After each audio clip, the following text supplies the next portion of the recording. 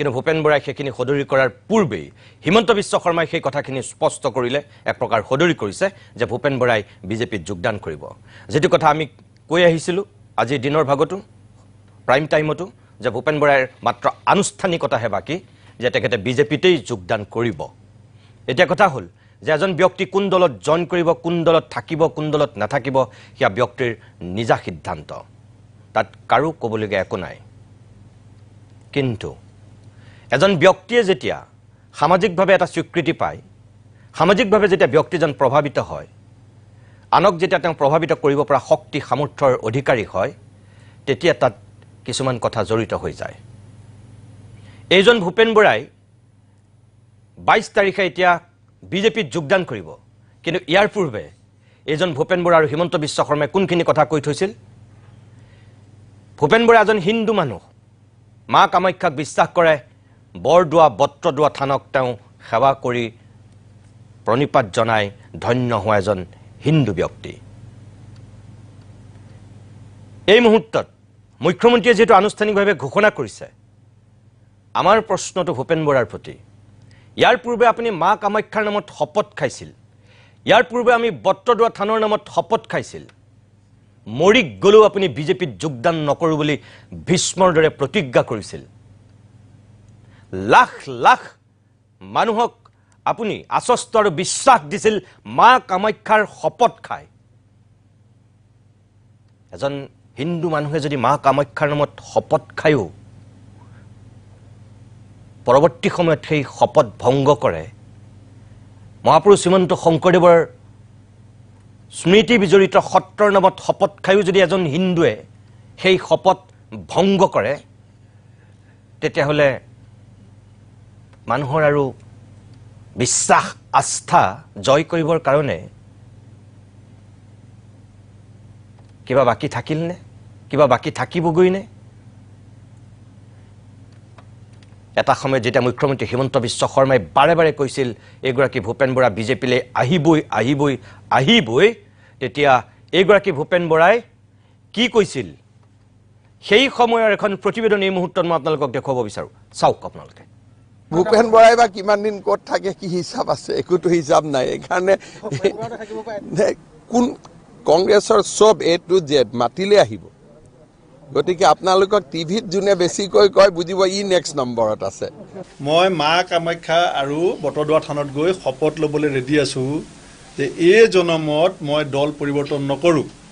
কিন্তু মই এইটো চ্যালেঞ্জ কৰিছো মুখ্যমন্ত্ৰীক যে মই যি শপত ল'ব বিচাৰিছো সেই শপত অসমৰ মুখ্যমন্ত্ৰী হিমন্ত বিশ্ব শৰ্মা ডাঙৰীয়াই দল নবদলাম বুলি ল'ব নোৱাৰে কথা বতৰা এয়া আৰম্ভণিহে কংগ্ৰেছ নেতাৰ গেৰুৱা প্ৰীতিক লৈ মুখ্যমন্ত্ৰীৰ বিশেষ মন্তব্য বিজেপিক যিজনে বেছিকৈ সমালোচনা কৰে তেওঁই পিন্ধে গেৰুৱা বসন যিজনে আটাইতকৈ টিভিত বেছিকৈ কথা কয় তেওঁৱে যে অহাকালি যোগদান কৰি নিদিব তাৰ গ্যাৰেণ্টিটো কোনে ল'ব পাৰে কোনেওতো ল'ব নোৱাৰে আজি কমলাক্ষ পুৰকায়স্থৰ সমান এই চৰকাৰক সমালোচনা কৰা কোন আছিল ভূপেন বৰা দেৱব্ৰত শইকীয়াক লক্ষ্য কৰি ল'লে মুখ্যমন্ত্ৰীয়ে ভূপেন বৰাৰ গ্যাৰেণ্টি কোনে ল'ব দেৱব্ৰত শইকীয়া গ্যাৰেণ্টি কোনে ল'ব বা আমাৰ যিসকলে কৈ থাকে গ্যাৰেণ্টি কোনে ল'ব মই 22টা বছৰ কংগ্ৰেছৰ পৰিয়ালৰ লগত আছো ৰাহুল গান্ধীতকৈও কংগ্ৰেছৰ মানুহ বেছি ভাল সেইকাৰণে কোনেও কাৰো গ্যাৰেণ্টি নোলোৱাই ভাল কিয় কংগ্ৰেছ বিধায়কে ক্ৰমাৎ সমৰ্থন কৰিবলৈ লৈছে শাসক পক্ষ কাৰণ কৈছে মুখ্যমন্ত্ৰীয়ে একচুৱেলি ঘটনাটো নহ'লহেঁতেন ৰাহুল গান্ধীয়ে যদি বিধায়কখিনি গালিগালাজ নকৰিলেহেঁতেন হয়তো এওঁলোকো নাহিলেহেঁতেন গতিকে যোৱা ন্যায় যাত্ৰাৰ অভিজ্ঞতাটো সকলোৰে কাৰণে বৰ তিক্ত আছিলে ন্যায় যাত্ৰাত ভূপেন বৰাক আক্ৰমণ কৰা সকলক লৈ চৰকাৰ প্ৰশাসন নৰম কিয়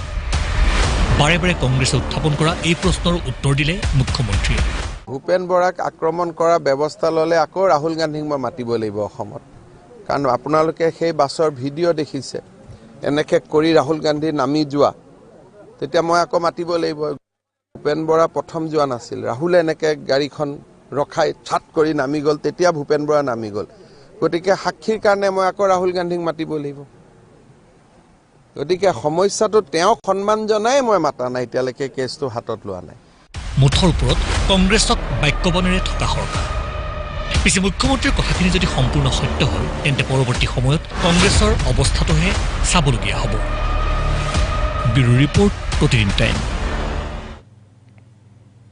এইখন প্ৰতিবেদন আমি আজিৰ পৰা বহুদিনৰ পূৰ্বেই কৈছিলোঁ। তেতিয়াহে কংগ্ৰেছৰ অৱস্থা চাবলগীয়া হ'ব বুলি আমি ভৱিষ্যতবাণী কৰি থৈছিলোঁ, আৰু আজি সেয়াই হৈছে। এইজন ভূপেন বৰাই মা কামাখ্যা বটদ্ৰৱা থানৰ শপত খাই মোটামুটি মুখ্যমন্ত্ৰীক প্ৰত্যাহ্বান জনাইছিল। তেখেত কামাখ্যালৈ যাবলৈ সাজু আছিল, কিন্তু মুখ্যমন্ত্ৰীয়ে ক'ব পাৰিবনে তেওঁ বিজেপি নেৰে বুলি? কামাখ্যাত গৈ শপত খাব পাৰিবনে বুলি তেওঁ প্ৰত্যাহ্বান জনাইছিল। আৰু সেইগৰাকী ভূপেন বৰা এতিয়া এইগৰাকী মুখ্যমন্ত্ৰী হিমন্ত বিশ্ব শৰ্মাৰ বিৰুদ্ধে সৰব হোৱা সেই সিংহৰ দৰে গুজৰা মানুহজন আজি লেও হৈ এই বিজেপিৰে শৰণাপন্ন হৈছে। যিটো দলৰ বিৰুদ্ধে ইমান দিন কথা ক'লে, যিজন ব্যক্তিৰ বিৰুদ্ধে ইমান দিন গদা ঘূৰালে, আজি সেই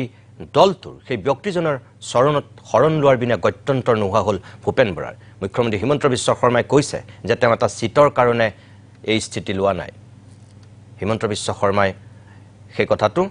সম্পূৰ্ণ শুদ্ধকৈ কোৱা নাই। ভূপেন বৰাই চিটৰ কাৰণেই বিজেপিলৈ গৈছে। ভূপেন বৰা বিহপুৰীয়াৰ বিধায়ক আছিল দুবাৰৰ, আৰু দুবাৰ হাৰিলে, আৰু তাৰপিছত হঠাতে তেওঁ ৰঙানদীলৈ ঢপলিয়াইছিল। বিহপুৰীয়াত আৰু তেওঁ কোনো দিনেই জিকিব নোৱাৰে নিজৰ শক্তি আৰু সামৰ্থ্যৰ ভিত্তিত, আৰু সেইকাৰণে তেওঁ ঢপলিয়াইছিল ৰঙানদীলৈ। কাৰণ ৰঙানদীটো গৈ তেওঁ প্ৰত্যাহ্বানৰ সন্মুখীন হৈছে এজিপি আৰু বিজেপিৰ পৰা। তাত দুগৰাকী প্ৰাৰ্থী আছে, এগৰাকী বিজেপিৰ শক্তিশালী যুৱ নেতা, কেইবাগৰাকীও আছে, কিন্তু তাৰ ভিতৰত এজন যুৱ নেতা অত্যন্ত শক্তিশালী, আৰু আনজন হৈছে অগপৰজনো যথেষ্ট তাত দীৰ্ঘদিন ধৰি কাম কৰি আছে। সেই দুয়োগৰাকীৰ লগত যুঁজি ৰঙানদীও জিকিব নোৱাৰে ভূপেন বৰা। হিমন্ত বিশ্ব শৰ্মাই ঘোষণা কৰা নাই কোন সমষ্টিত খেলিব, এটা নিৰাপদ সমষ্টিৰ কথা কৈছে। সেই সমষ্টিটোৱেই হৈছে, আপোনালোকে চাব, বিজেপিয়ে ঘোষণা কৰিব, আৰু আজিৰ দিনটোৰ পৰাই মোটামুটি প্ৰাক্তন বিধায়ক লিখিব পৰা পৰ্যায়লৈ গুচি গৈছে ডক্টৰ অমিয় ভূঞা, আৰু সেই সমষ্টিটোৱেই হ'ব বিহপুৰীয়া সমষ্টিত এইগৰাকী ভূপেন বৰা বিজেপিৰ প্ৰাৰ্থী হ'ব। ৰঙানদীত নহয়, ৰঙানদীত বিজেপিৰ নিজৰ প্ৰাৰ্থীয়ে থাকিব, আৰু বিহপুৰীয়াৰ বিজেপিৰ কৃপাত বিধায়ক হোৱাৰ এতিয়া সপোন দেখিছে, আৰু হয়তো হিমন্ত বিশ্ব শৰ্মাৰ চৰণ চুই ধন্য হোৱাৰ কাৰণে বিজেপিয়ে চৰকাৰ গঠন কৰিলে হয়তো এগৰাকী ভূপেন বৰা মন্ত্ৰী হ'ব। মন্ত্ৰিত্বই যাৰ শেষ ইচ্ছা, ক্ষমতাই যাৰ শেষ লালসা, সেই নেতাইনো নৈতিকতা, মূল্যবোধ, আদৰ্শ ক'ৰ পৰা প্ৰতিষ্ঠা কৰিব পাৰিব? অকণমান সময়ৰ কাৰণে আমি বাণিজ্যিক বিৰতি লৈ লৈছোঁ, তাৰপিছতে উভতি আহিম।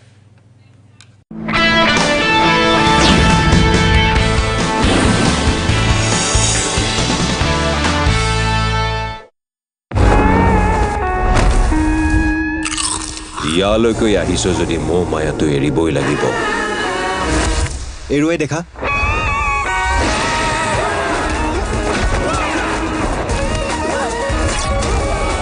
Bisc Farm Top Gold.